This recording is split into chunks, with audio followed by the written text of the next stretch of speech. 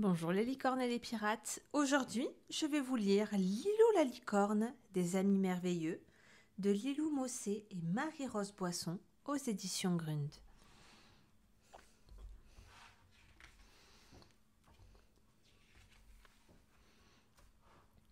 Lilou la licorne adore galoper dans les sous-bois, sauter dans les ruisseaux, observer des libellules et compter les lutins cachés sous les champignons. 1, 2, 3, 4, s'écrie-t-elle avec joie. Mais Lilou n'est pas toujours heureuse. Elle n'aime pas se lever tôt le matin, se laver la crinière, rentrer de voyage ou s'ennuyer les jours de pluie. Parfois, elle est même triste et en colère quand l'arc-en-ciel disparaît, qu'elle fait un cauchemar de dragon ou qu'elle se dispute avec la petite fille. Elle ressent beaucoup de frustration. Son cœur se ferme, elle s'isole, la tête baissée pour pleurer. Une partie d'elle, plus coquine que les autres, fait des bêtises. Les adultes ne comprennent pas, ils se fâchent.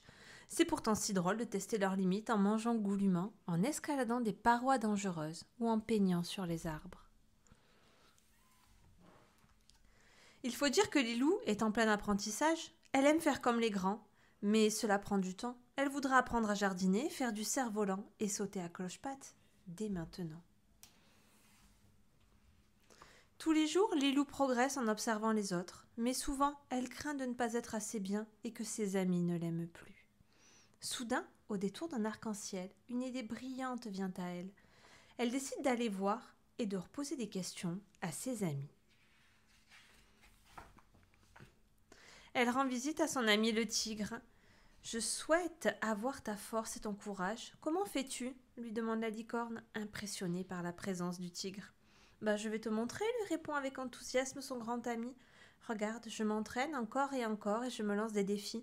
Et toi, Lilou, j'admire ta joie de vivre, ma chère amie. Peux-tu la partager avec moi ?» Lilou sourit ravie, elle aussi, de pouvoir contribuer. Puis Lilou part voir son ami le renard. « Que tu es malin, j'ai envie d'être aussi rusé que toi. Comment tu fais ?» Et son ami lui répond. « J'observe longuement et puis j'agis. Et toi, comment tu fais pour oser demander de l'aide ?» Lilou lui répond. « J'aime apprendre des autres pour mieux me connaître. C'est ce qui m'a permis de te rencontrer et de devenir amie. » Enfin, Lilou va à la rencontre de son ami coloré le perroquet. « Que tu as de la chance de pouvoir voler si haut dans le ciel. Comment fais-tu » demande-t-elle avec curiosité. « Je déploie mes grandes ailes avec fierté et j'ose me lancer dans les airs. » Et il continue. « Tu sais, nous avons tous des ailes invisibles. Elles nous donnent confiance, regarde. » Et Lilou sent ses ailes s'ouvrir et son courage grandir. Elle remercie le perroquet de cette magnifique réalisation quand celui-ci lui demande « Et toi, Lilou, comment tu fais pour avoir autant d'amis sur qui compter ? Je leur dis combien ils sont importants dans ma vie et je leur propose mon aide, dit Lilou. Parler à ses amis lui fait du bien, alors elle décide de rendre visite à la petite fille qui est toujours de bons conseils. « Tu seras toujours mon amie quoi que tu traverses » lui dit avec beaucoup d'émotion la petite fille. « Je t'aime Lilou et j'accepte aussi tes défauts, je suis ta meilleure amie. Cela veut dire que l'on est une équipe et que l'on s'aide. »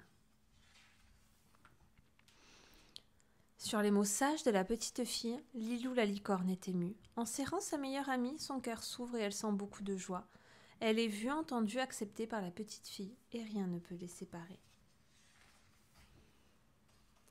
Sa joie retrouvée, elle décide de célébrer ce moment en invitant tous ses amis à la maison pour faire une fête.